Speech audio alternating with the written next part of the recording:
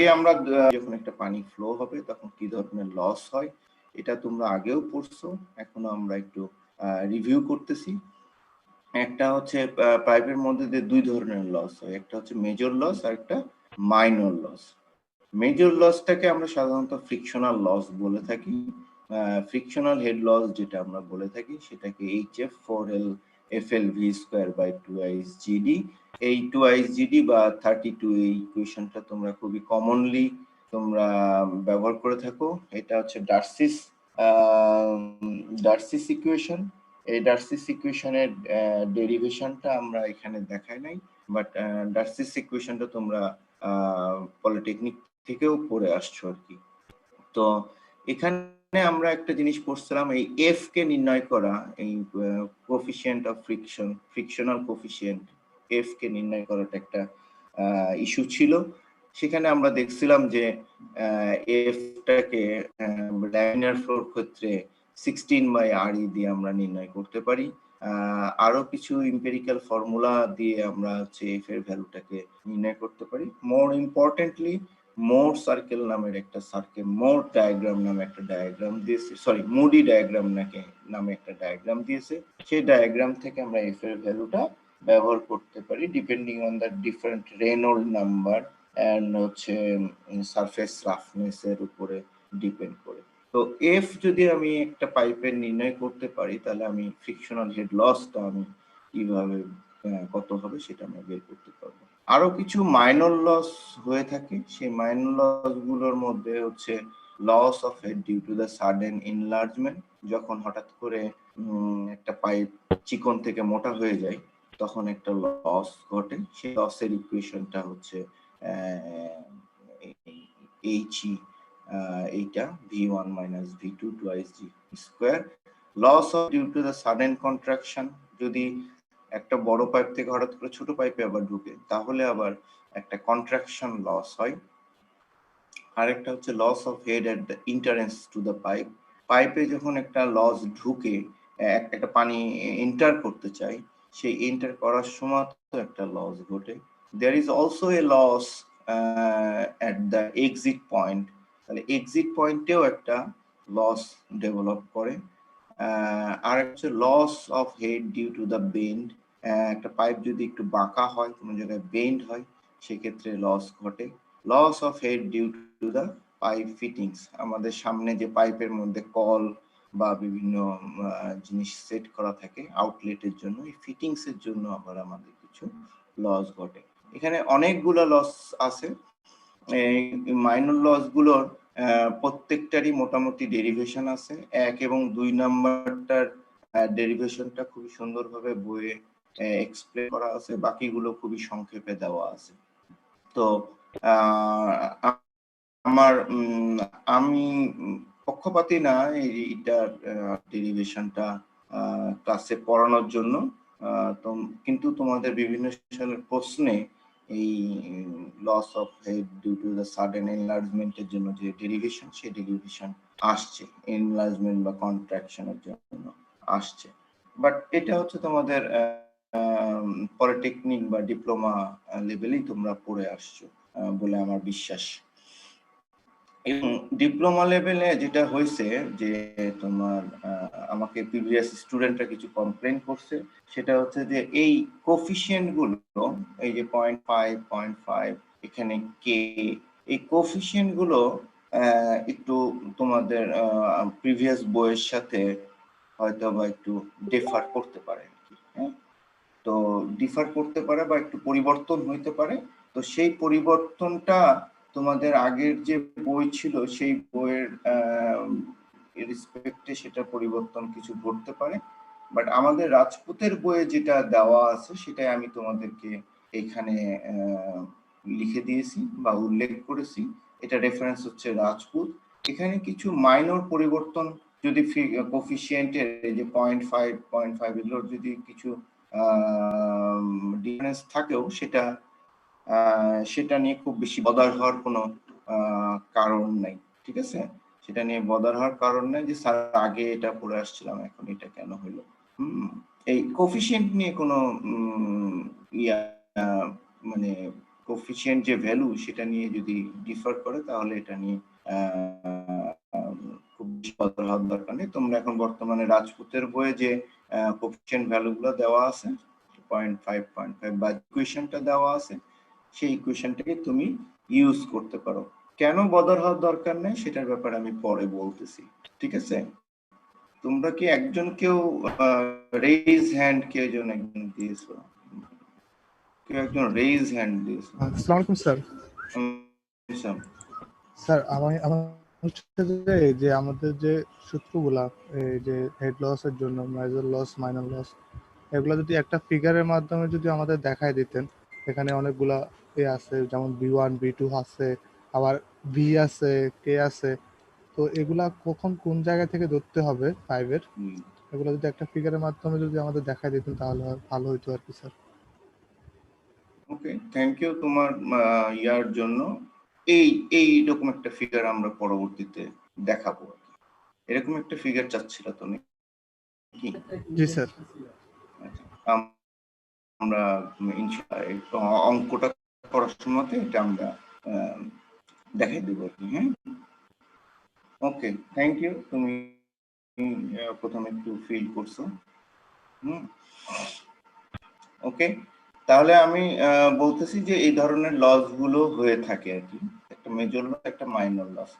তো major loss of head due to the friction is only for the long pipe.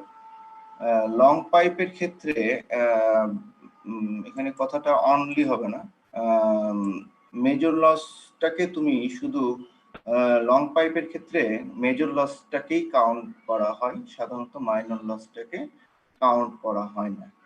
কোন ধরনের পাইপকে আমরা long pipe বলবো আর কোন ধরনের পাইপকে আমরা শর্ট পাইপ বলবো? তো এখানে এটার জেনারেলি এটার কোনো স্ট্রিক্ট রুল আসলে কেউ প্রোভাইড করে না যে কোনটাকে আমরা লং পাইপ বলবো কোনটাকে আমরা শর্ট পাইপ বলবো।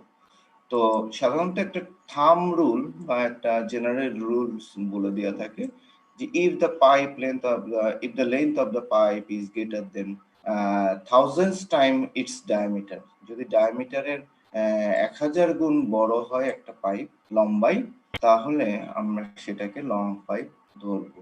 আর যদি 1000 টাইমস এর 1000 টাইমস এর যদি কম হয় তাহলে সেটাকে আমরা শর্ট পাইপ ধরবো।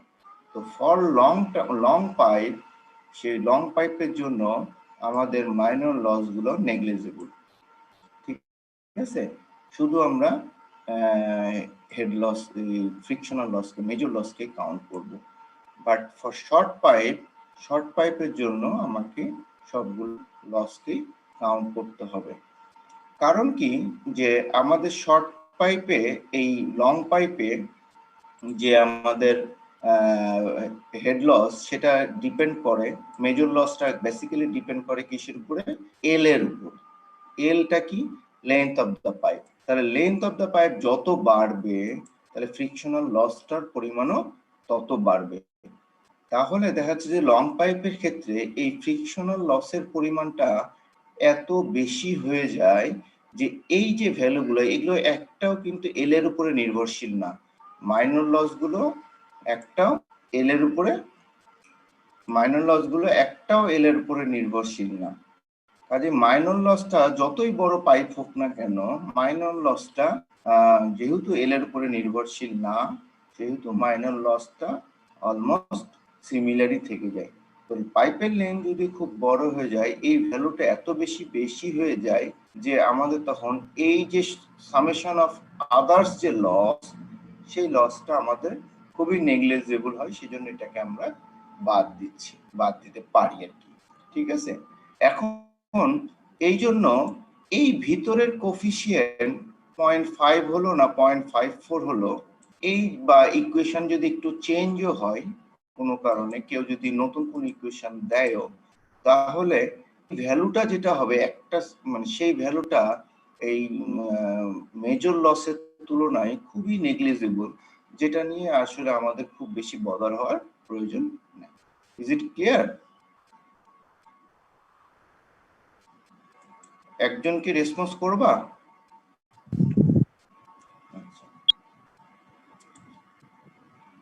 তো এই জন্য জন্য আমরা একটা পাইপের মধ্যে দিয়ে একটা ফ্লো একটা দেখানোর চেষ্টা করতেছি যে এটা একটা ট্যাঙ্ক, এই ট্যাঙ্কের মধ্যে দিয়ে প্রথমে একটা পানি ঢুকলো, পানি একটা চিকন পাইপ দিয়ে পানি ঢুকে একটু বড় পাইপ দিয়ে আমার পানিটা ফ্লো হয়ে আরেকটা ট্যাঙ্কে এসে পানিটা জমা হচ্ছে।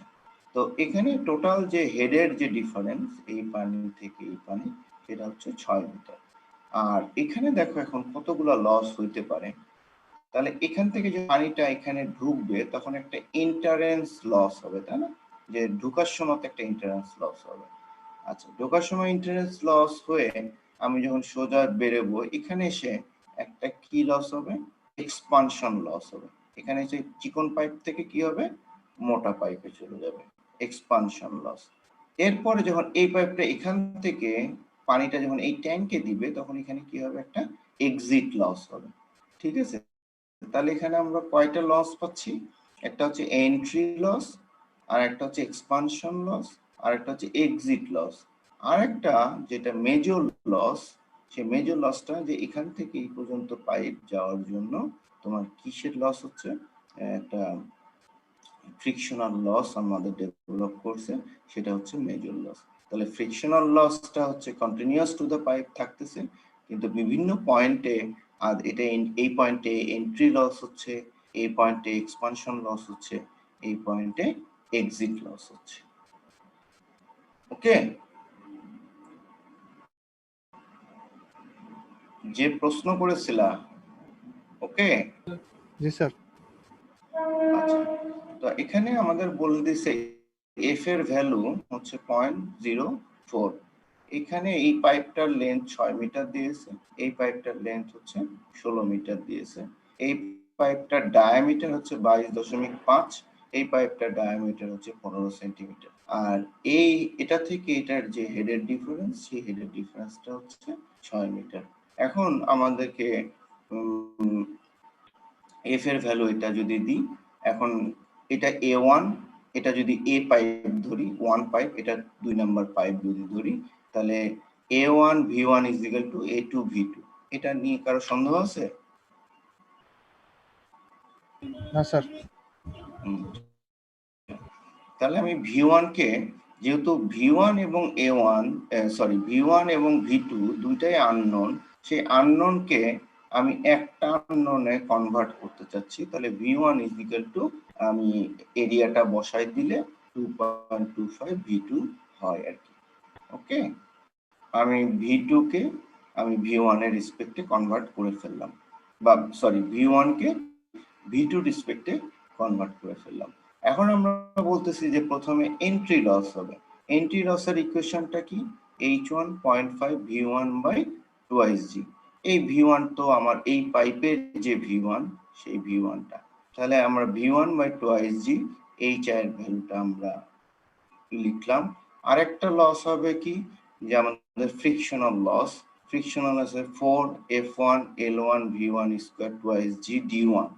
তাহলে কি প্রথম পাইপের জন্য যে 6 মিটার লেন্থের যে পাইপ, সেই পাইপের জন্য আমাদের একটা প্রাইমারি হেড লস আমাদের হবে। সে প্রাইমারি না, একটা head loss due to the friction হবে প্রথম পাইপের জন্য।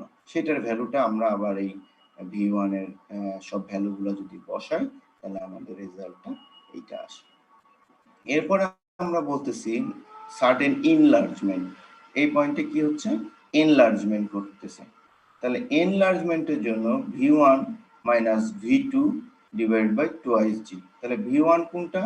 এইটা হচ্ছে V1, আর এটা হচ্ছে কি এনলার্জ যে ভেলোসিটি, সেই এনলার্জ ভেলোসিটিটা হচ্ছে V2। আর ইয়ার ভেলোসিটিটা কি? যেটা কন্ট্রাক্ট, যেটা হচ্ছে তোমার স্মল পাইপ, সেটার ভেলোসিটিটা হচ্ছে V1।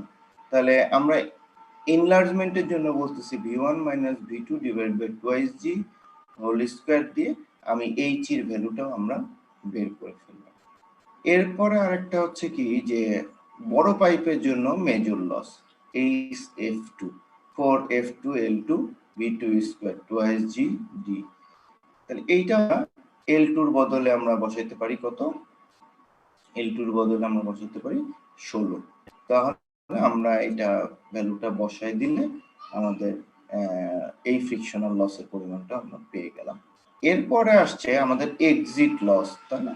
আমাদের এক্সিট লস, যে এখান থেকে বেরোনোর সময়তে যে লসটা হবে, সেই লসের ভ্যালুটা হচ্ছে H0 V square by 2IG V2 square. যেহেতু এখান থেকে এক্সিট হবে, তাহলে ভেলোসিটি কোনটা ব্যবহার করতে হবে? যেটা এই পাইপের ভেলোসিটি, সেটাকেই আমরা ব্যবহার করব, পাইপ 2 এর ভেলোসিটি। তাহলে H0 ইজ ইকুয়াল টু এত। এখন আমাদের যেহেতু টোটাল হেডের ডিফারেন্সটা কত, 6 মিটার, তাহলে এই কারণে যত লস ঘটলো, সব লসের জন্য এই হেডের ডিফারেন্সটা কত হলো? 6 মিটার হলো। যদি হেডের লস না হতো, তাহলে এখানেও হেডের পরিমাণটা এটার সমানই থাকতো, তাই না? তাহলে এই যে 6 মিটার হাইটের যে লস, সেই লসটা কি হচ্ছে, কার জন্য হচ্ছে? আমাদের যতগুলা লস হয়েছে মেজর এবং মাইনর, সেগুলোর জন্য আমাদের 6 মিটার। তাহলে এই সব লস গুলাকে যদি আমি যোগ করি, ইজ ইকুয়াল টু 6 মিটার।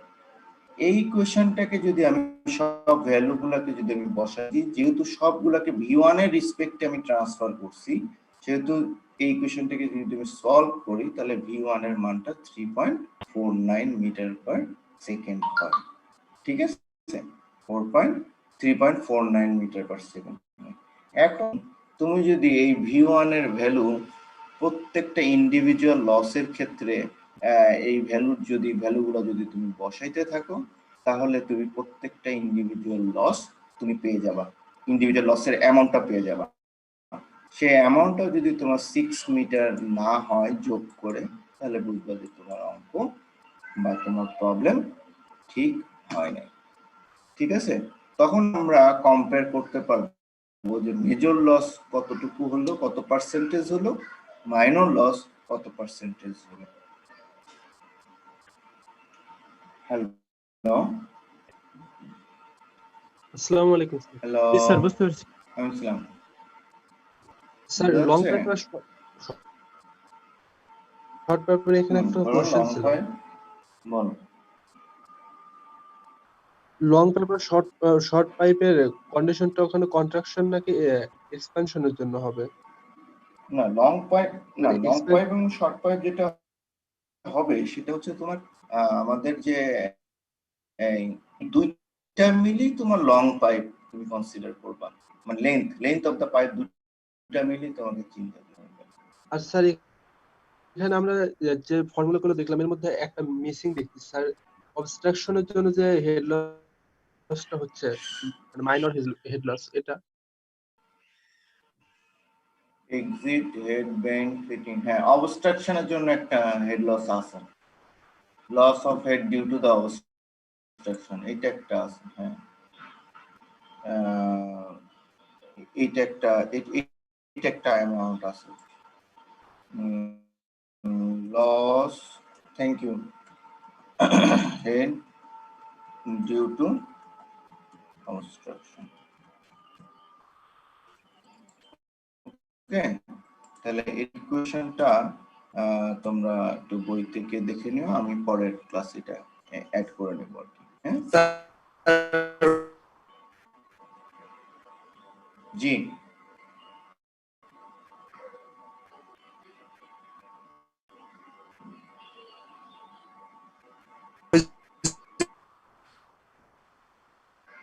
কথা শোনা যাচ্ছে না,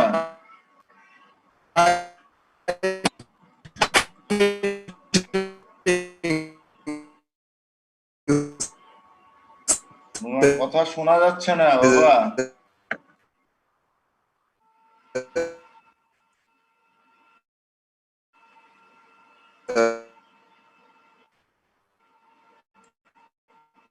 loss of it due to pipe fittings, ওটাই কি অবস্ট্রাকশনের? না না না, পাইপ ফিটিংসটা অবস্ট্রাকশনের জন্য না। তোমরা একটু 1 মিনিট লাইনে থাকবে, আমি একটা ফোন কল। হ্যালো, আসসালাম জি,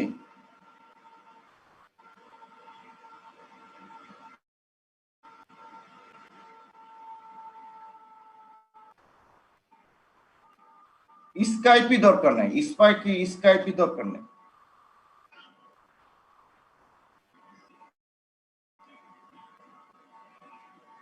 আচ্ছা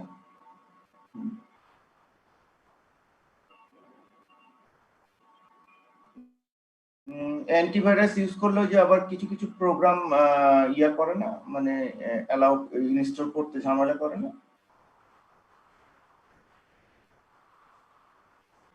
আচ্ছা আপনি অ্যান্টিভাইরাস দিয়ে দেন, সমস্যা নেই। হ্যাঁ দেন, যেটা আপনি ব্যবহার করেন সেটাই দেন। হ্যাঁ সরি,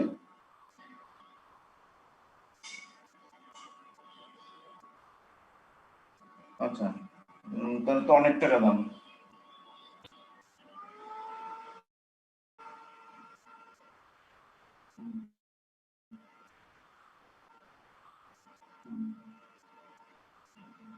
আর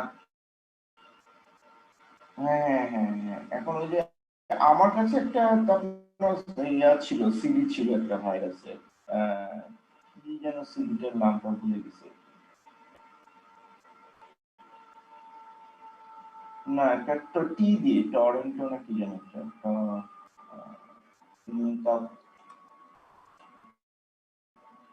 আচ্ছা আপনি কি একটু ওয়েট করতে পারেন, আমি একটু ক্লাসে আছি, তাহলে আপনার সাথে একটু ভালো করে কথা বলতে হবে পরে। আচ্ছা আচ্ছা আচ্ছা আচ্ছা আচ্ছা আচ্ছা আচ্ছা আমি 1 ঘন্টা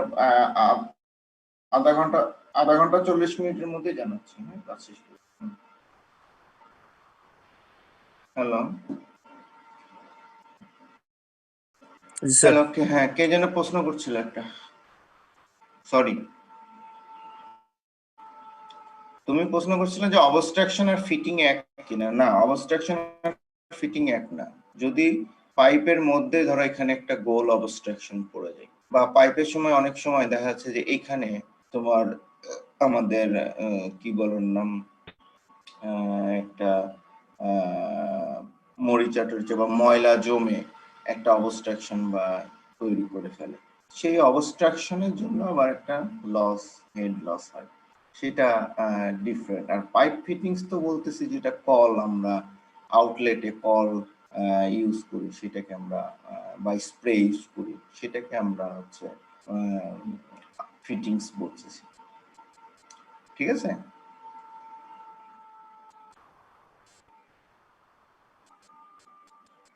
হ্যালো, জি স্যার, ঠিক আছে। তাহলে এই ধরনের যে অঙ্কগুলো, এই অঙ্কগুলো পারা যাবে, যে বিভিন্ন পাইপ দিয়ে দেওয়া হলো, অবস্ট্রাকশন দিয়ে দেওয়া হলো, এখান থেকে এটার ওয়াটার জি লেভেল স্যার। ডিফারেন্স জি স্যার, এরকম করা থাকতে যাবে। পারে। এরকম করা যেতে পারে যে কিউ এর ভ্যালুটা, ডিসচার্জের ভ্যালুটা তোমাকে দিয়ে দিল, ডিসচার্জের ভ্যালুটা দিয়ে তোমাকে বললো টোটাল হেড লসটা কত হবে। তাহলে কিউ এর ভ্যালুটা যদি তোমার দেওয়া থাকে, তাহলে V1 V2 এর মানটা তুমি বের করে ফেলতে পারবা। হ্যাঁ, V1 V2 এর মানটা যদি তুমি বের করে ফেলতে পারো, তাহলে তো তুমি টোটাল হেড লসটা কত সেটা তুমি বের করে ফেলতে পারবা, তাই না?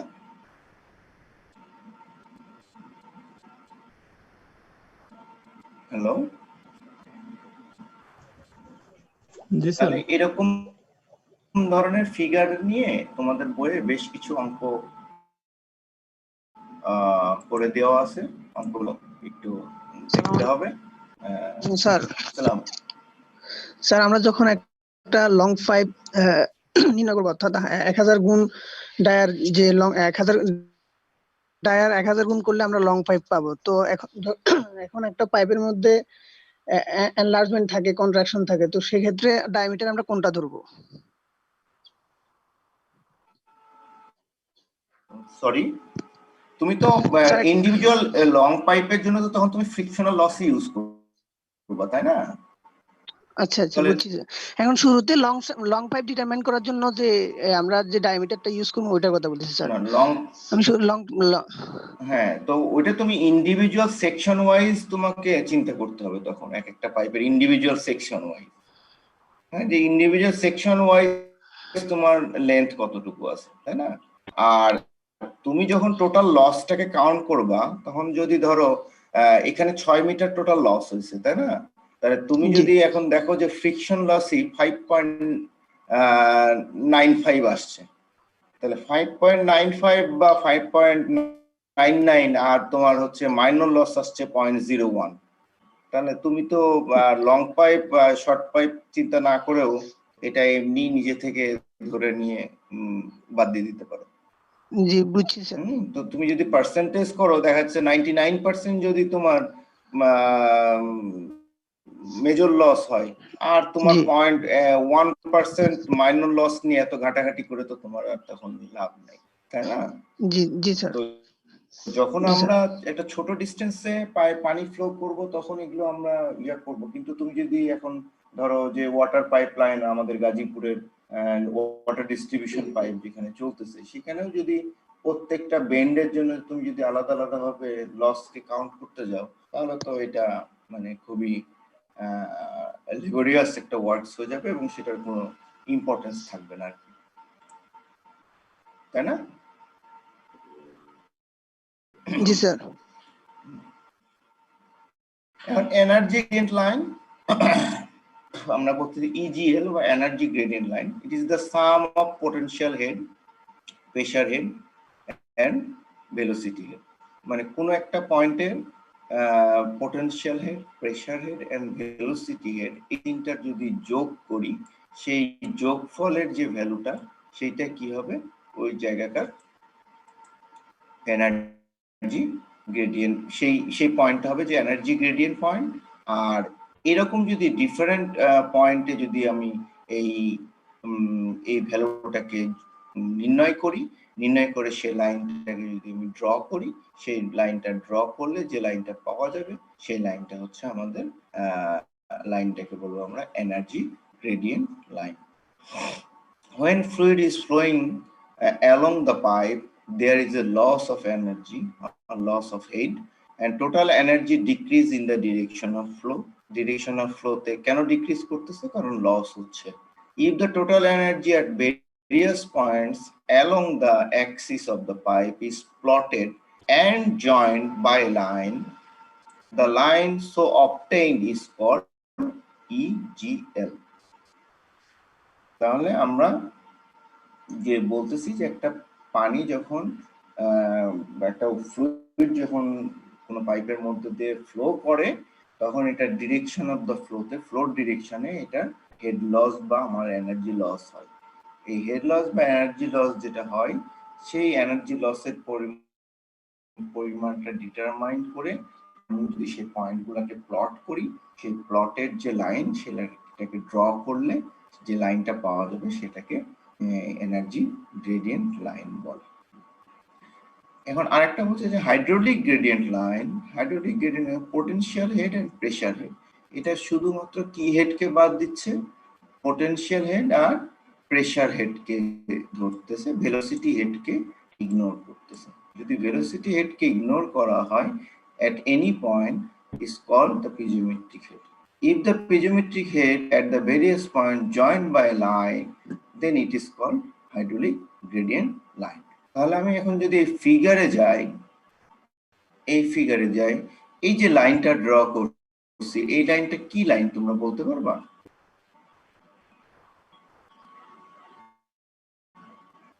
Sir EGL. এই একজন বলছো, অন্যরা কি বুঝছো এটা কি ইজিএল? স্যার হ্যালো, হেড লসের বলো কি বলছো?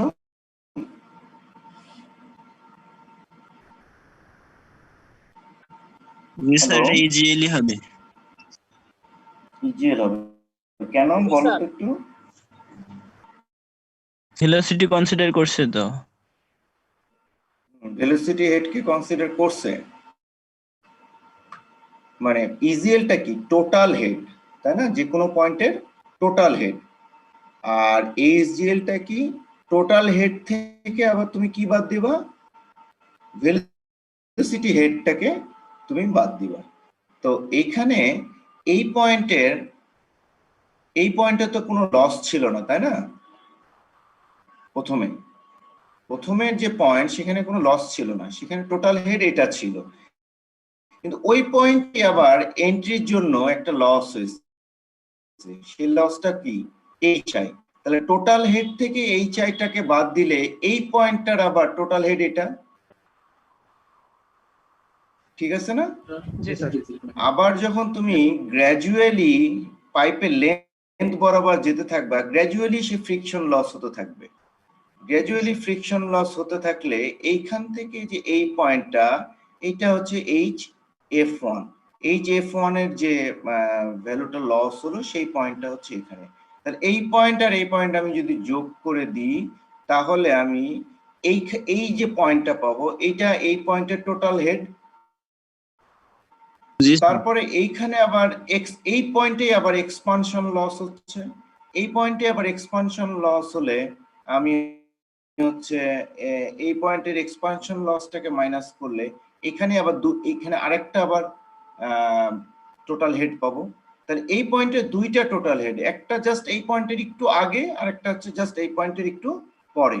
এরকম জিনিস আমরা স্ট্রাকচারও অনেক সময় পড়ছি না, যে একটা পয়েন্টের জাস্ট আগে একরকম, জাস্ট পরে আরেক রকম, কিন্তু এটা অ্যাপ্রক্সিমেটলি সেম লাইন, তাই না? তাহলে এই সেম লাইনে প্রেসারটা এখান থেকে এখানে ড্রপ করতেছে, তারপর আবার গ্র্যাজুয়ালি সে ফ্রিকশন লস হচ্ছে, ফ্রিকশন লস এসে HF2 ফ্রিকশন লস এই পয়েন্টটা পেলাম। এখানকার হেড আবার এটা থেকে শুধু এই পয়েন্টে আবার এক্সিটের একটা পয়েন্ট যোগ হয়, সেই এক্সিটের পয়েন্টটা, এক্সিটের লসটা যোগ হলে আমার যে টোটাল হাইট, এই পয়েন্টের টোটাল হাইটটা আমি এখানে পেয়ে গেলাম। এটা একটা আরবিটারি ড্যাটাম যদি তুমি কল্পনা করো, তাহলে এই আরবিটারি ড্যাটামে আমার এটা করতে পারো, ঠিক আছে? বুঝা গেছে? হ্যালো, হুম, জি জি বলো।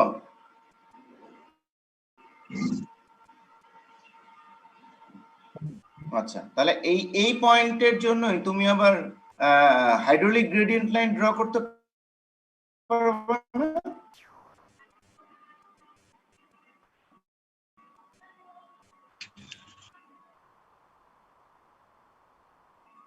হ্যালো হ্যালো, কেন?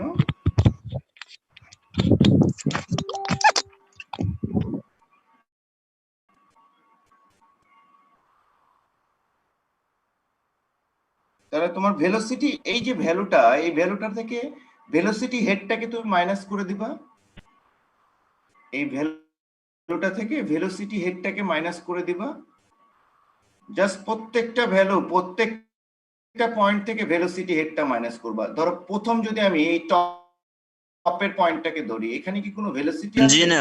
না স্যার। এখানে কোনো, এখানে ভেলোসিটি হেড 0, কিন্তু যখনই তুমি এন্ট্রিতে ঢুকলা তখনই তো একটা ভেলোসিটি পাইলা, তাই না? জি স্যার। তাহলে ভেলোসিটি হেডটা তুমি এখানে মাইনাস করতে পারছো, তারপর এখানেও তুমি একটা ভেলোসিটি পাচ্ছ, এখানেও একটা ভেলোসিটি পাচ্ছ, এখানেও একটা পাচ্ছ, কিন্তু যখন আবার এক্সিটের যখন লাস্ট পয়েন্ট, এখানে কি আর কোনো ভেলোসিটি আছে? আবার এখানে 0 হয়ে যাবে। তাহলে আলটিমেটলি এই পয়েন্ট আর এই পয়েন্ট কিন্তু একই থাকবে, মাঝখানের পয়েন্টগুলো কি হবে? ভেলোসিটি হেডগুলো মাইনাস হবে। তাহলে তোমার কমপ্লিট অঙ্ক হচ্ছে তোমাকে এই ফ্রিকশন লস নির্ণয় করতে হতে পারে, হওয়ার পরে বলবে যে draw the energy gradient line and draw the velocity hydraulic gradient line.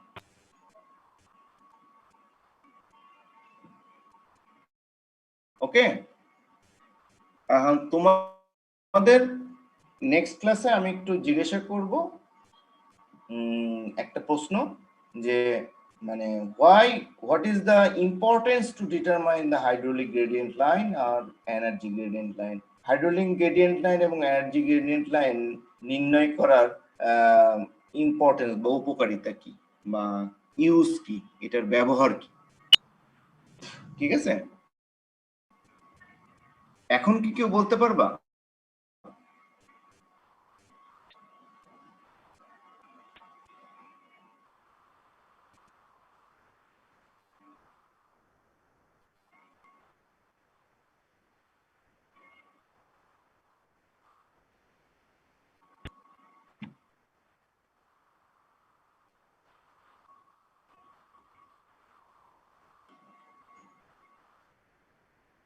Partially নিলাম তোমার উত্তর নিয়েছি। পাইপের বেড স্যার মেইনলি পাইপের মধ্যে দিয়ে ফ্লুইড কিভাবে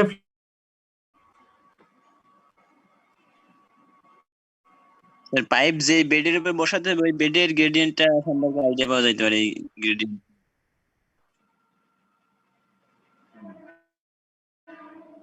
আচ্ছা, তারপর তাহলে হেড লস অনুযায়ী আমরা ওই বেডের লেন্থ গ্রেডিয়েন্ট বাড়াবো আস্তে আস্তে, মানে হেড লস বাড়লে বেডের গ্রেডিয়েন্টও বাড়বে, আপনার এরকম হতে পারে।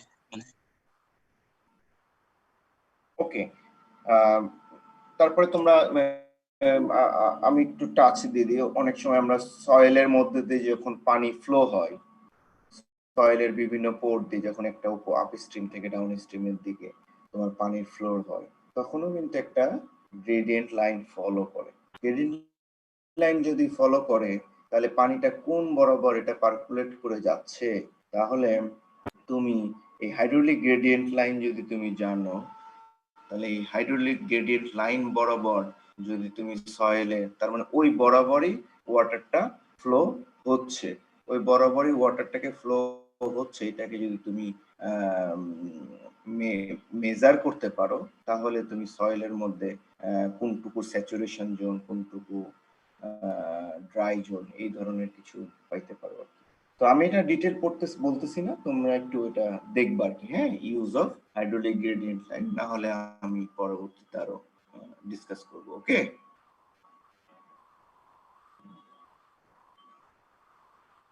আচ্ছা, প্রপার্টিজ অফ দ্য হাইড্রোলিক, এই ইজিএল এবং কত হবে, hydraulic EGL always drop in the direction of flow. তার মানে কি এনার্জি গ্রেডিয়েন্ট লাইন সবসময় কি হতে পারে, ডিরেকশন অফ ফ্লোর দিকে হচ্ছে কমে যেতে পারে। আচ্ছা, hydraulic gradient line rise or fall depending on the pressure change.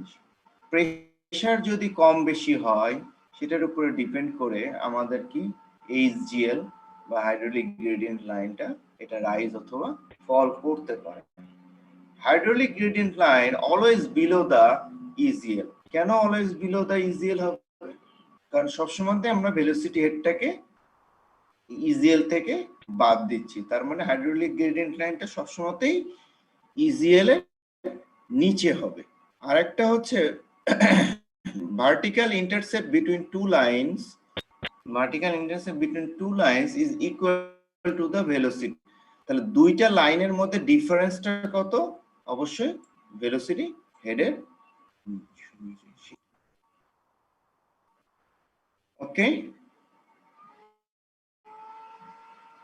এখানে ইজিএলটা এসজিএল এর নিচে থাকা উচিত ছিল না, কারণ আমরা তো ইজিএল থেকে বাদ দিয়ে এসজিএল পাচ্ছি, তাহলে এসজিএলটা একটু উপরে থাকার কথা ছিল। ইজিএল তো সবসময় উপরে থাকবে।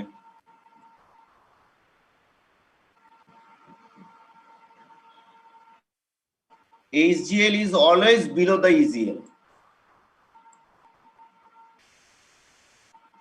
এই লাইনটার কথা বলছো? দেখো, HGL is always below the EGL, কথাটা ঠিক নাই? আরে কিভাবে হয় স্যার? ইজিএল এ তো স্যার আমরা ভেলোসিটিটাও কাউন্ট করি না, বেশি হওয়ার কথা। হ্যাঁ, EGL তো বেশি, HGL কম। ঠিক আছে, এখানে কথাটা কি লিখছি দেখো তো, HGL is always below the EGL, কথাটাকে উল্টায় নাও, EGL is always above the HGL, কথাটা জাস্ট একটু রিভার্স বলা হয়েছে আর কি, যার কারণে তুমি একটু মিসগাইডেড হয়ে গেছো আর কি। ঠিক আছে,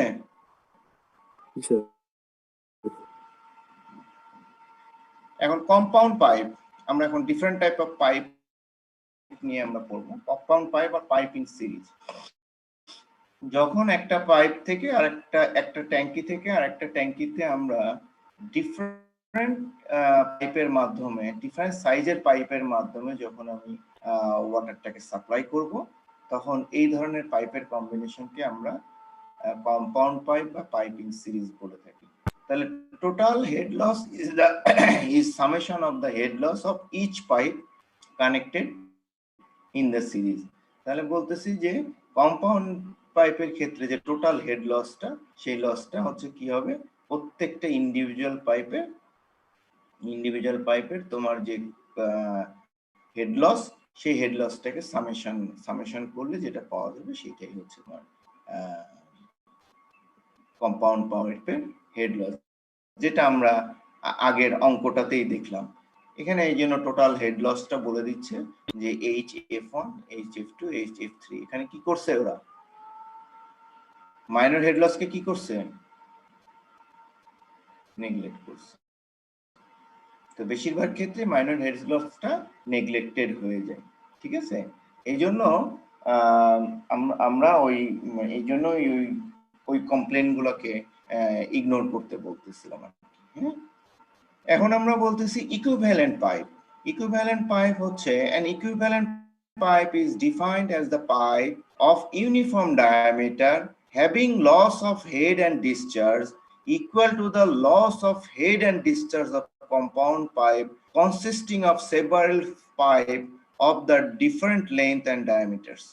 তাহলে ইকুইভ্যালেন্ট পাইপ আমি কাকে বলতেছি, যদি আমি এরকম একটা কম্পাউন্ড পাইপ ডিফারেন্ট ডায়ামিটার এবং ডিফারেন্ট লেন্থের একটা কম্পাউন্ড পাইপকে চেঞ্জ করে একটা সেম ডায়ামিটারের পাইপ, এই পুরোটা একটা সেম ডায়ামিটারের পাইপকে যদি আমি প্লেস করি, কিন্তু শর্ত হচ্ছে এই টোটাল হেড লসটা, এই যে হেড লসটা, এই টোটাল হেড লসটা কি থাকতে হবে, সমান থাকতে হবে।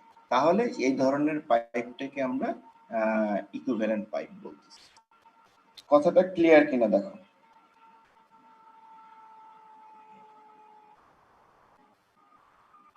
ইকুইভ্যালেন্ট পাইপ কাকে বলতেছি, যদি এরকম ডিফারেন্ট ডায়ামিটার এবং লেন্থের আমাদের পাইপ থাকে এবং সেই পাইপটাকে যদি আমি রিপ্লেস করে একটা সিঙ্গেল ডায়ামিটারের পাইপ যদি প্রোভাইড করি, তাহলে সেটাকে আমরা ইকুইভ্যালেন্ট পাইপ বলি। কিন্তু শর্ত থাকবে যে এই পাইপগুলোর মধ্যে যে টোটাল হেড লস ছিল, সেই হেড লসটা আর ইকুইভ্যালেন্ট পাইপের হেড লসের পরিমাণটা সমান।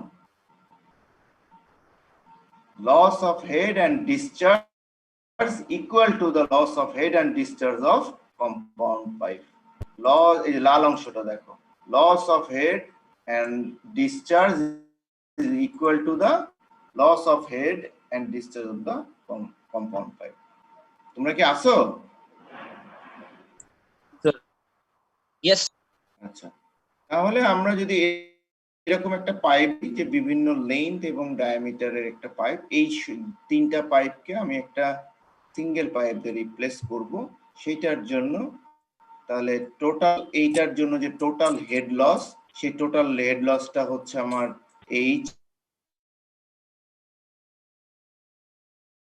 F1, F2, F3। আমরা বলতেছি মাইনর লসকে আমরা কি করছি, তাহলে টোটাল যে পাইপ, যেটা আমরা রিপ্লেস পাইপ, সেটার হেড লস হবে, তাই না, সামেশন অফ হেড লস হবে। তাহলে এখানে 4FL V square by 2G, আর এই ইন্ডিভিজুয়াল পাইপের আবার ফ্রিকশন লসটা আমি দিয়ে দিলাম, এবং আমার Q is equal two A1 V1, A2 V2, A3 V3। কি হবে, সরি,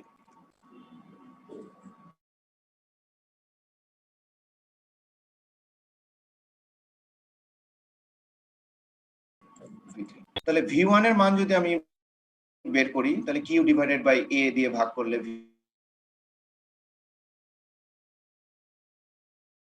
V1 যদি ফেলতে পারি, তাহলে আমি এখানে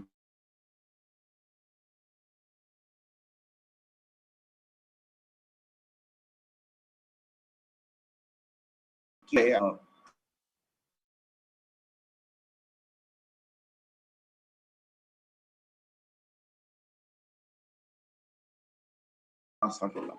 ট্রান্সফার করার পরে দেখলাম L by is equal to, তাহলে this is known at the Dupuit equation.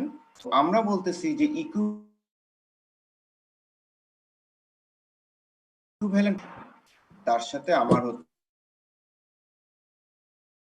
হচ্ছে যেটা কম্পাউন্ড পাইপের লেন্থ এবং ডায়ামিটারের যে রিলেশনশিপটা, সেই রিলেশনশিপটাকে ডুপিট ইকুয়েশন দ্বারা নির্ণয় করা দেওয়া থাকে। লেন্থ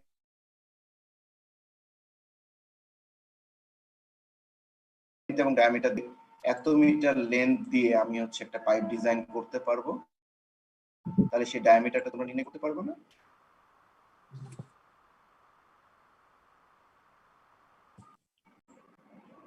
এটা খুবই সহজ ইকুয়েশন, শুধু এখানে শর্তটা কি,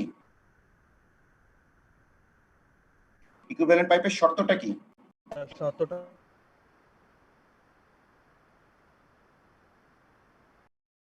হচ্ছে যে ডিফারেন্ট কম্পাউন্ড পাইপগুলোর যে হেড লস আসবে আর সিঙ্গেল পাইপের যে হেড লস আসবে দুটো ইকুয়াল হবে। এইটার উপরে বেস করে এটা হচ্ছে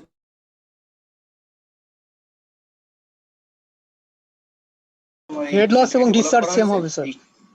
লস এবং ডিসচার্জ সেম হবে। Thank you. এখন তাহলে যদি আমাদের একটা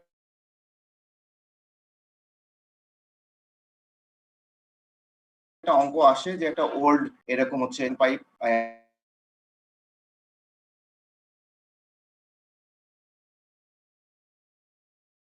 করে একটা ওয়াটার ডিসচার্জ বা ডিস্ট্রিবিউশন পাইপ আমরা ব্যবহার করতে পারবো।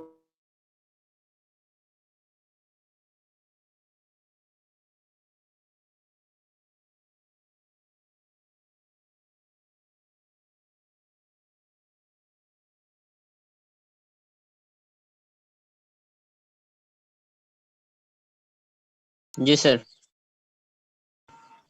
তাহলে আজকে আমরা মোটামুটি খুব বেশি মানে অনেকগুলো পাইপ আছে তো একসাথে বেশি পাইপ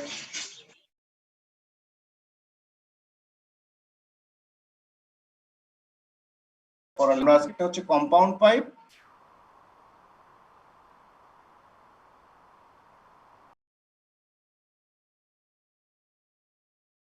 আর কম্বিনেশনে তৈরি পাইপ, এটার লসের সমান হয়। আর ইকুইভ্যালেন্ট পাইপটা হচ্ছে কম্পাউন্ড পাইপের যে কমপ্লেক্সিটি সেটাকে রিপ্লেস করার জন্য আমি একটা সিঙ্গেল পাইপ দিতে চাই। সেই সিঙ্গেল পাইপের শর্ত হচ্ছে সিঙ্গেল পাইপ দিলে সেটাকে আমরা ইকুইভ্যালেন্ট পাইপ বলি, কিন্তু শর্ত হচ্ছে লস অফ হেড এবং ডিসচার্জটা কি হবে, কম্পাউন্ড পাইপের ইকুয়াল হবে। সেই ক্ষেত্রে ডুপিটস নামের একজন ভদ্রলোক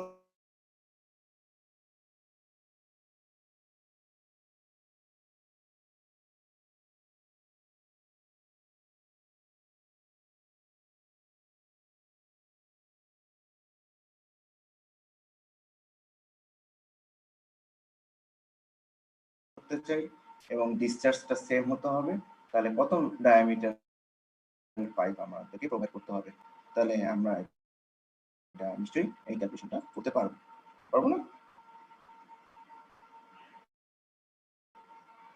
তাহলে আমরা আজকে 3টা জিনিস শিখলাম।